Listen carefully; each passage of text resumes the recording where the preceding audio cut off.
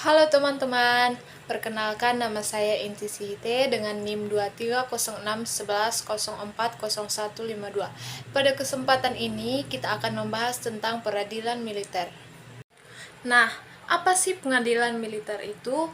Pengadilan militer adalah badan kekuasaan kehakiman dalam lingkungan angkatan bersenjata untuk menyelenggarakan penegakan hukum serta keadilan dan sesuai pada kepentingan penyelenggaraan pertahanan keamanan negara.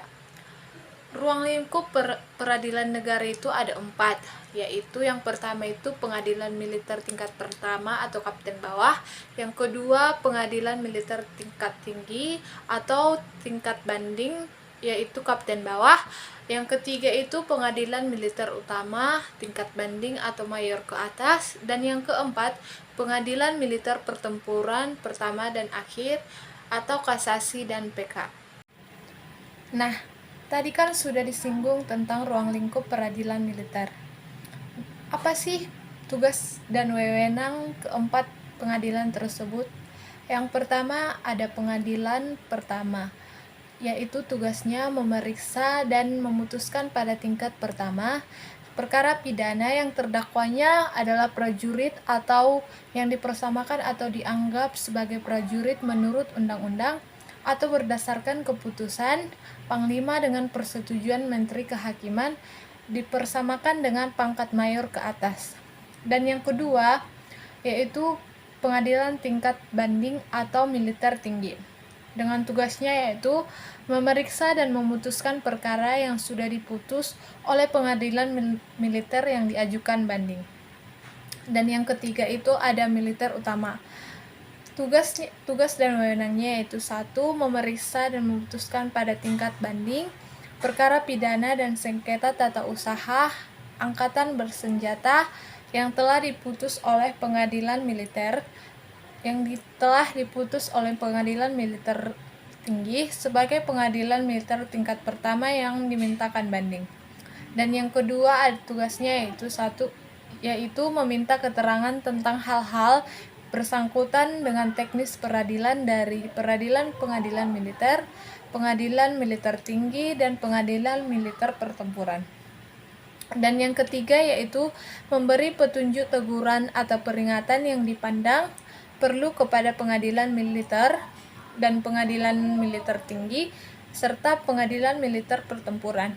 Dan yang keempat yaitu meneruskan perkara yang dimohonkan kasasi, peninjauan kembali, dan gerasi kepada Mahkamah Agung. Dan yang terakhir yaitu militer pertempuran, dengan tugas yaitu memeriksa dan memutuskan pada tingkat pertama dan terakhir tindak pidana yang dilakukan oleh prajurit atau yang dipersamakan dan dianggap sebagai prajurit. Ada beberapa dasar hukum yang mengatur keberadaan peradilan militer. Yang pertama yaitu Undang-Undang Nomor 39 Tahun 1947 tentang Kitab Undang-Undang Hukum Pidana Tentara atau Militer atau KUHPM. Dan yang kedua yaitu Undang-Undang Nomor 8 Tahun 1981 tentang Hukum Acara Pidana. Dan yang ketiga yaitu Surat Keputusan Bersama Menhankam dan Menteri Kehakiman Nomor KEP /10/M angka Romawi 12 1983 M.57.PR .0.03.TH.1983 tanggal 29 Desember 1983 tentang tim tetap penyidikan perkara pidana konektivitas.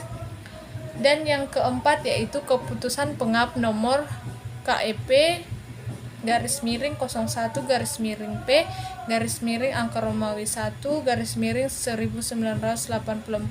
tanggal 20 Januari 1985 lampiran K tentang organisasi dan prosedur Badan Pembinaan Hukum ABRI. Dan yang terakhir yaitu Undang-Undang Nomor 34 Tahun 2004 tentang Tentara Nasional Indonesia. Tadi kan kita sudah membahas tentang tugas-tugas dari peradilan militer. Nah, kesimpulan umum dari tugas kewenangan pengadilan militer yaitu yang pertama itu mengadili tingkat pidana yang dilakukan oleh seorang prajurit yang berpangkat kapten ke bawah yang pada waktu melakukan tindak pidana adalah prajurit atau berdasarkan undang-undang dipersamakan dengan prajurit. Dan yang kedua yaitu memeriksa, memutuskan, dan menyelesaikan sengketa tata usaha angkatan bersenjata.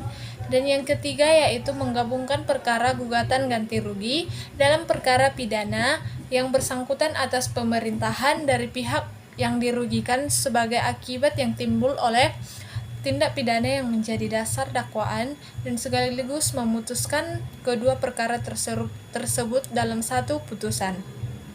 Apa-apa aja sih persyaratan sebagai hakim militer?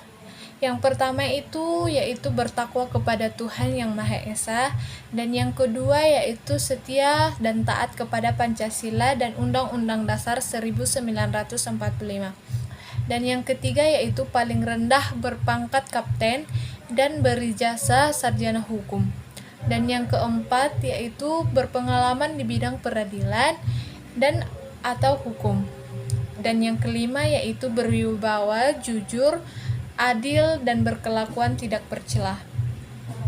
Sedangkan mengenai perpangkatan dan pemberhentian seseorang hakim militer dilakukan oleh Presiden selaku kepala negara atas usul Panglima berdasarkan persetujuan Ketua Mahkamah Agung.